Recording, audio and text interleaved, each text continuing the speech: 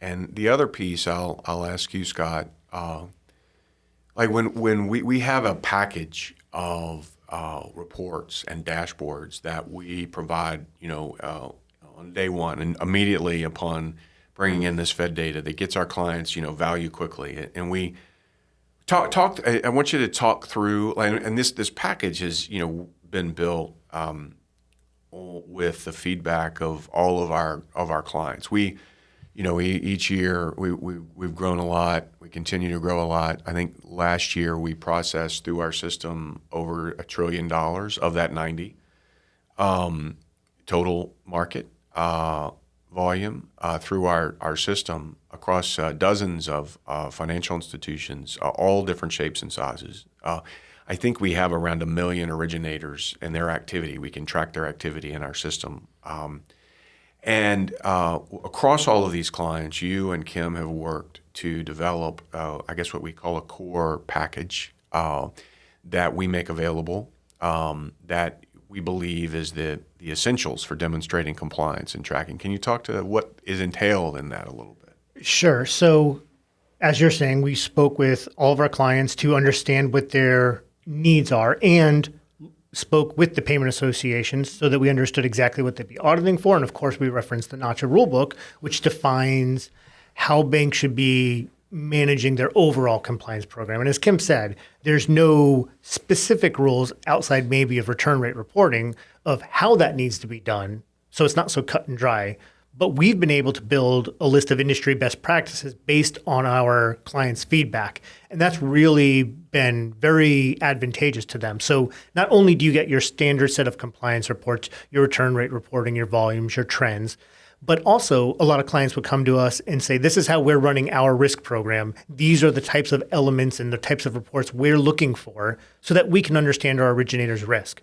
And when we find trends across the industry, multiple financial institutions, credit unions, banks coming to us looking for the same or very similar things, we say, oh, well, this is clearly a need in the marketplace. We'll then build that report and deliver it to all of our customers so that everyone benefits from this network effect of learning from each other of what the best risk management practices are. Got it. And that it's always a work in process and evolving. And then beyond that, we have it's important to be able to configure reports and dashboards to specific client needs. They may have unique areas of their business that they want to track and monitor.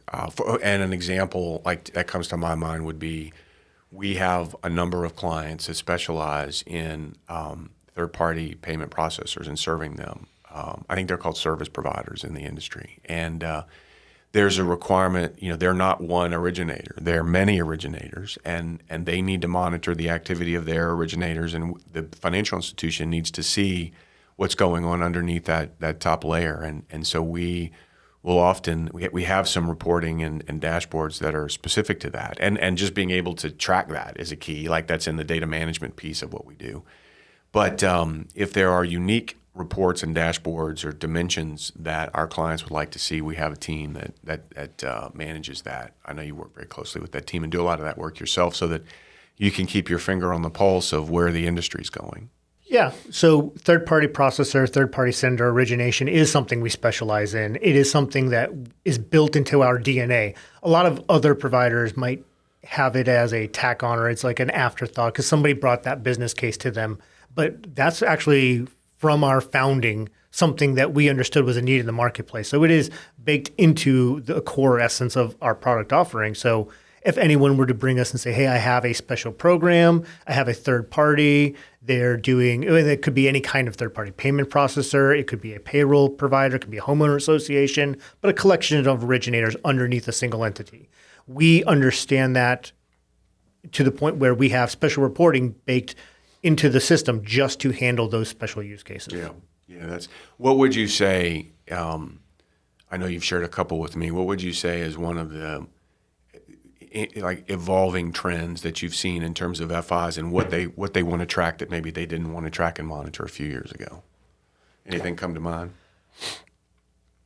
I mentioned it because you said the limit management is an evolving area. Yeah, that is a good point. So limits are evolving. Financial institutions are really trying to get a better handle around that. A lot of financial institutions would have a third-party program in particular, maybe one or two large clients, which is fairly typical. You would have a couple of large businesses who outsize the rest of the rest of the collection of originators. So sometimes the limits would be set specifically to them, but just monitoring those origination limits, understanding the patterns, the time frames. There seems to be an increased concentration around limit utilization, both on the credit and debit side.